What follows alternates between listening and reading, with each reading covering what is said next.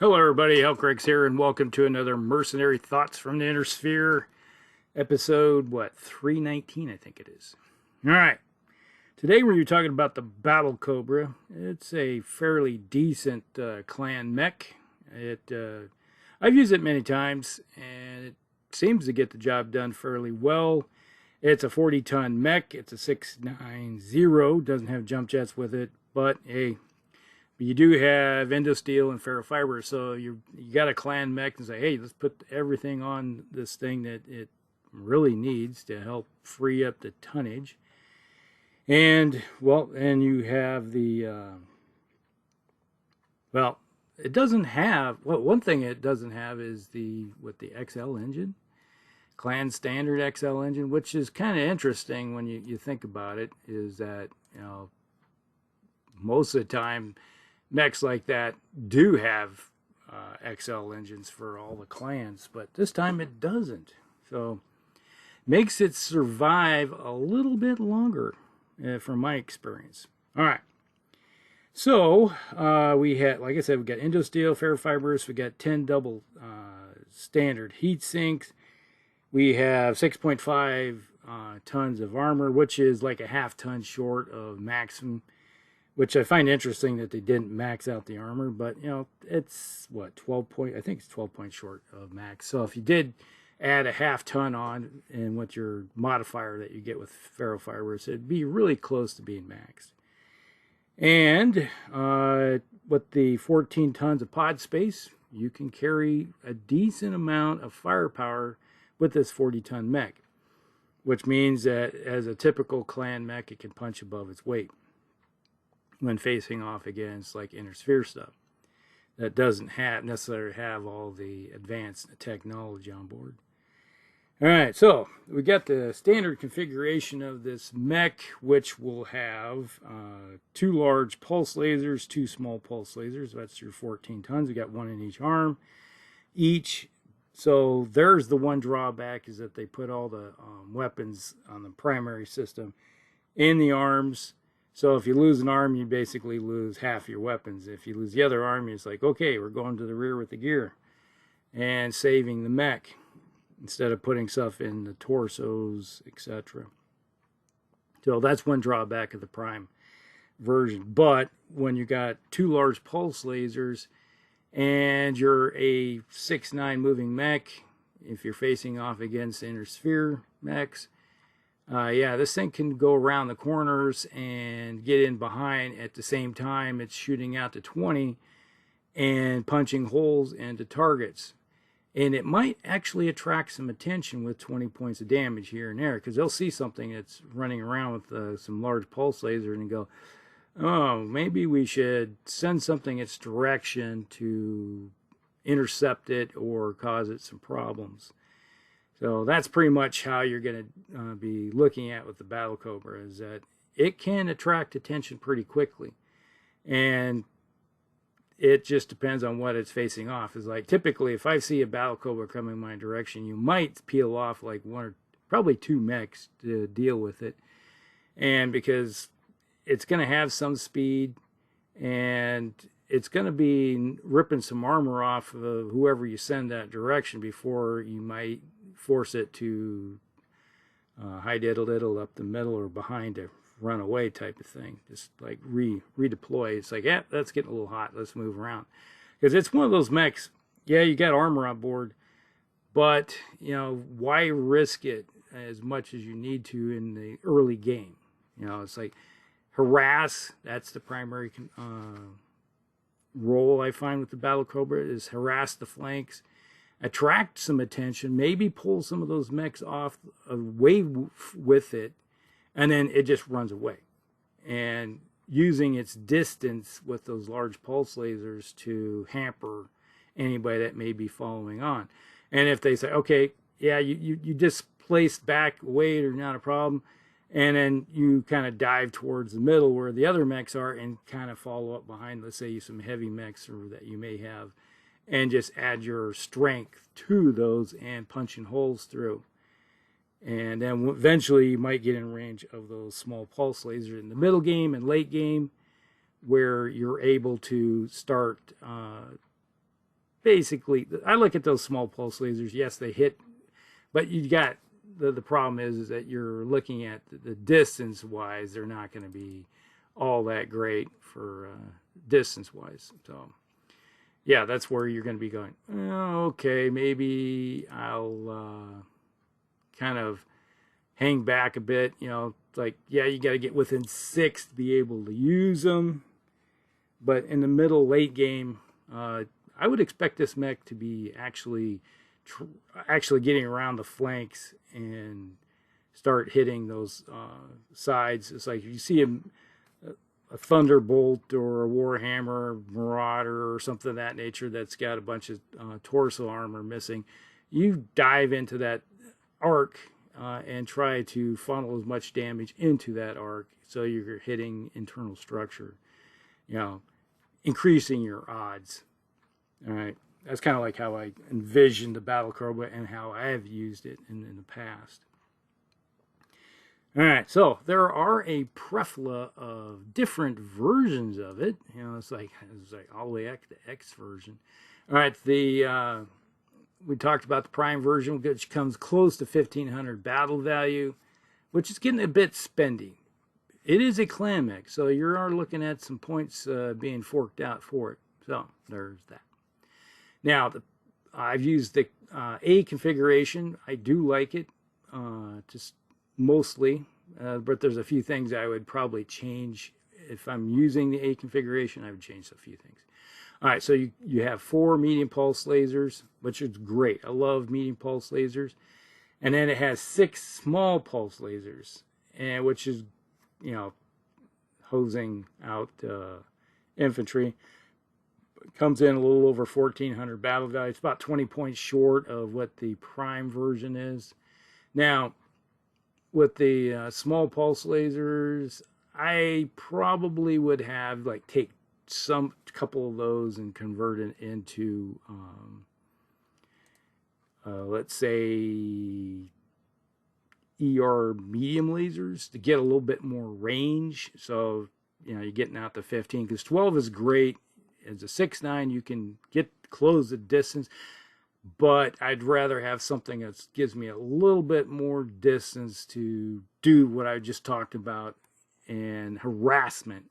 And that's the thing with light mechs, is that you need to think about harassment. You don't want to get stuck in. And then when you have weapon systems that are 12 and less, you pretty much are getting stuck in, and you may not be able to extract yourself as well as you'd like to, because it doesn't have jump jets on a medium mech like this. So there's that.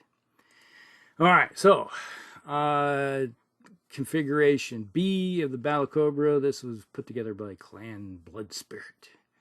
This one mounts 2 ER PPCs and small pulse lasers. It comes in from 1,900 battle value, which is pretty high, and it has a serious problem because 2 ER PPCs is going to create 30 heat, and if you're running like you should be, that's 32. You're 12 up on the heat scale right off the bat, just firing those 2 weapons.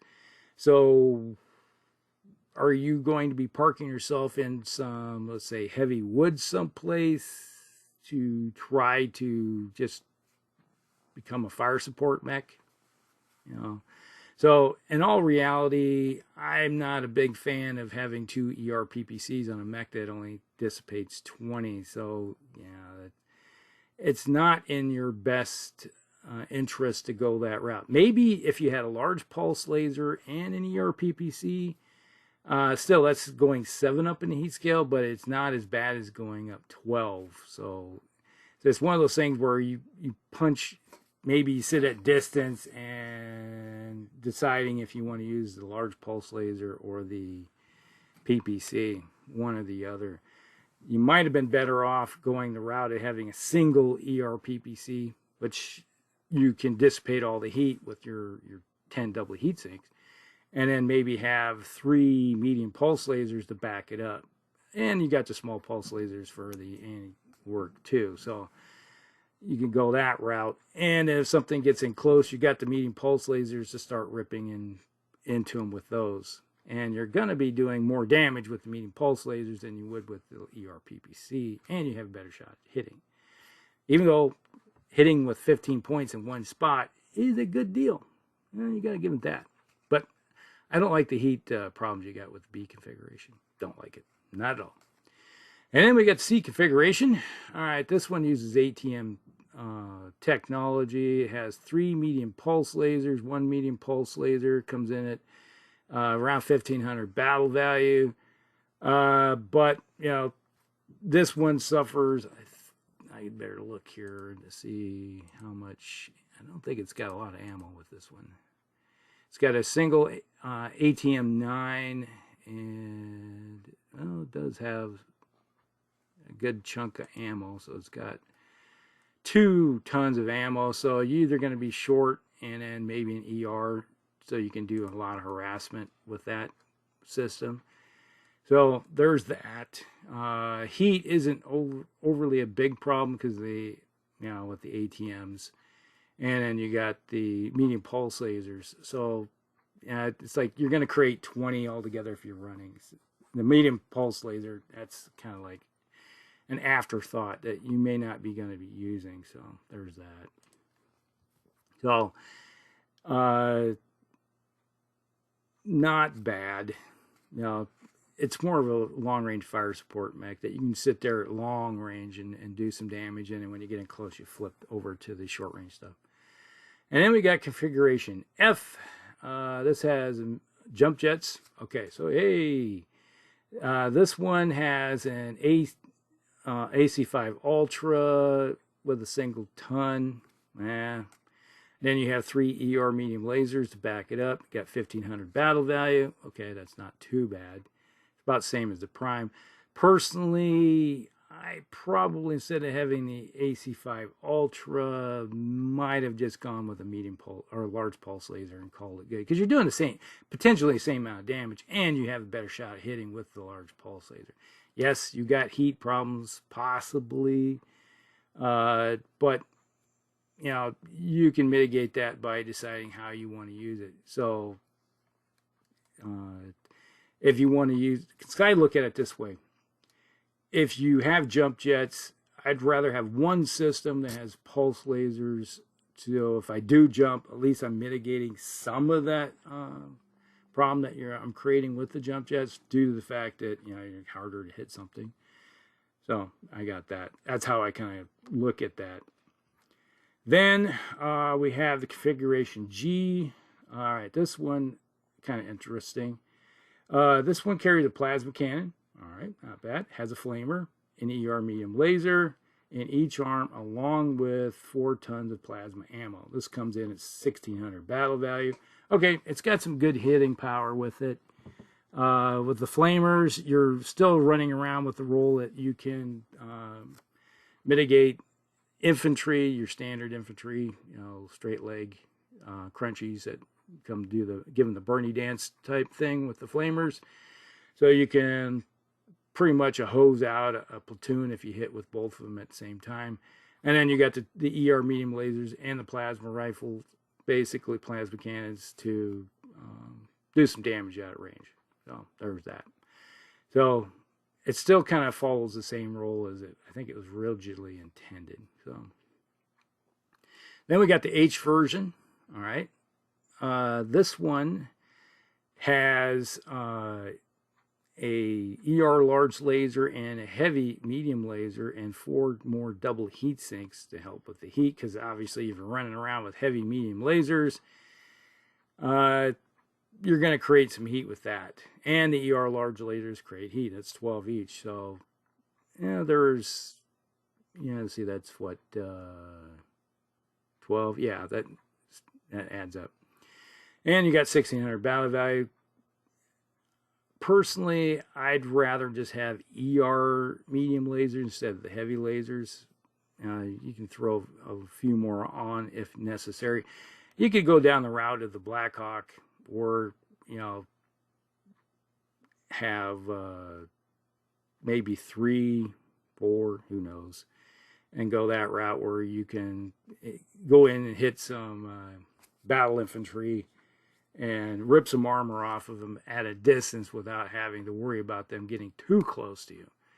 And that's kind of like how I look at it with that configuration. So I'd rather, yeah, it's like, yeah, you're going to be doing some major damage to some battle infantry with the heavy lasers or heavy medium lasers, but yeah, you have to see, all right, I'm going to fire the ER larges, or I'm going to fire the heavy medium lasers, or 2 or 1, configuration type thing.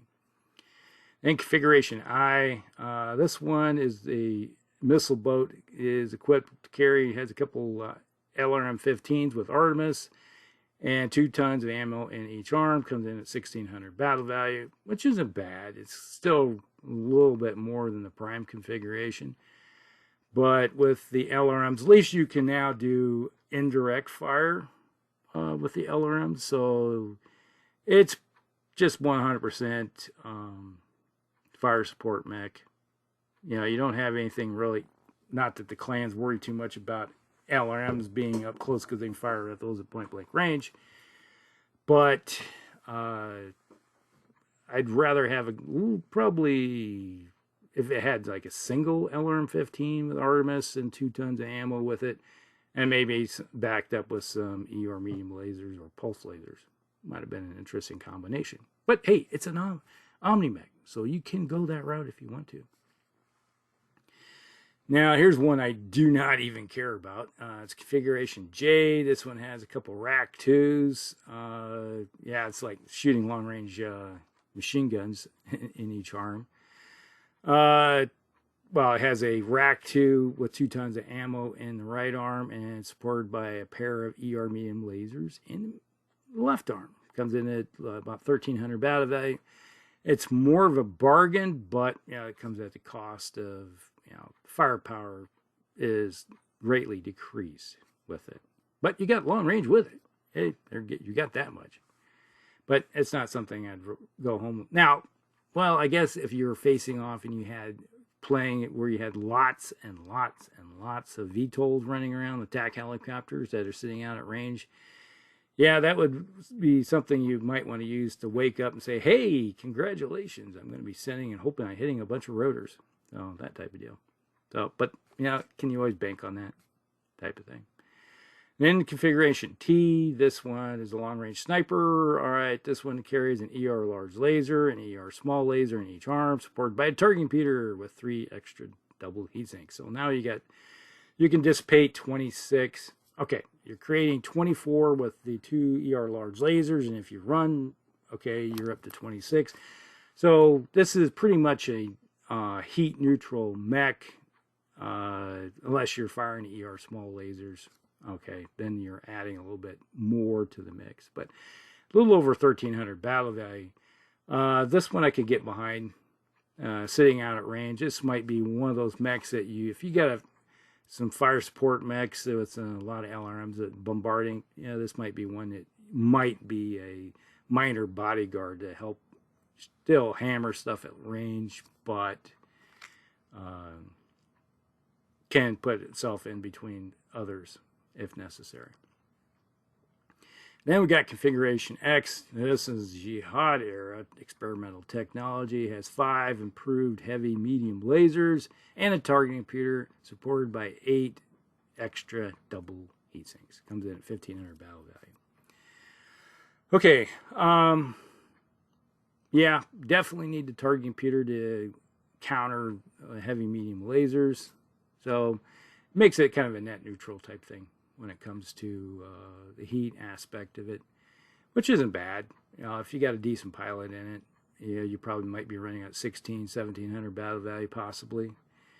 And if someone gets close enough to the heavy medium lasers, you let them know that you're there and tearing off a lot of armor. And it might be good for hammering into battle infantry too. So there's that. But, now, one configuration I've used in the past, let me see if I can pull it up here. Where's it at? This was one we've used in campaigns before. It has an ER large laser in the right arm, ER medium laser in the left arm. It has an ER medium laser in the right torso and one in the left torso. and an ER,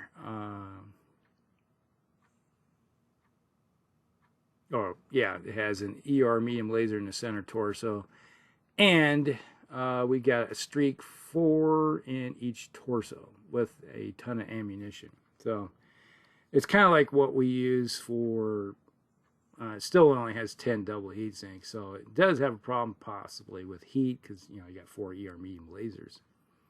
But it's one of those ones where you got an ER large that can shoot out at distance, punching holes at distance, and when you get in close, you move over to the ER medium lasers. You can fire those for 2 turns without any problem.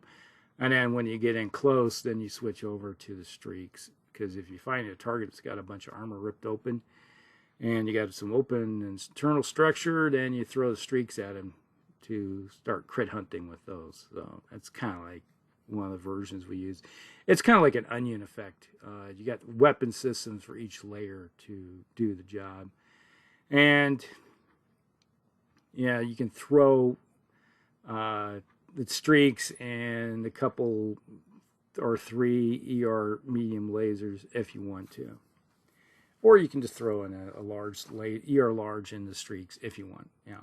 But your heat is dictated by how your movement modifier. So if you walk or run, you can do it for 2 turns, and something's got to get shut off usually. And if you don't hit with the streaks, you don't create heat. But you say, hey, I'm going to fire all these weapons. If the streaks fire, then I go up on the heat scale. If I don't want them done fire, then I don't worry about heat. So there's that. So there's something to look at. That is the Battle Cobra, Cobra Commander. It's an interesting little mech. It'd be really interesting if they would have thrown a Clan XL engine on it, which I'm just curious. Give me a look here real quick. If it give it XLs, that would have gave it 5.5 more tons. If they have done that, that would have been max out your armor, and then 5 more tons would have been more heat sinks and medium lasers, etc. Yeah, that would have been an interesting design for a mech for clans, but they didn't go that route. So there you go. All right, so that's the Battle Cobra. Hope you guys like it. Like and subscribe, share with your friends, and we'll see you in the next one. Hellcracks out.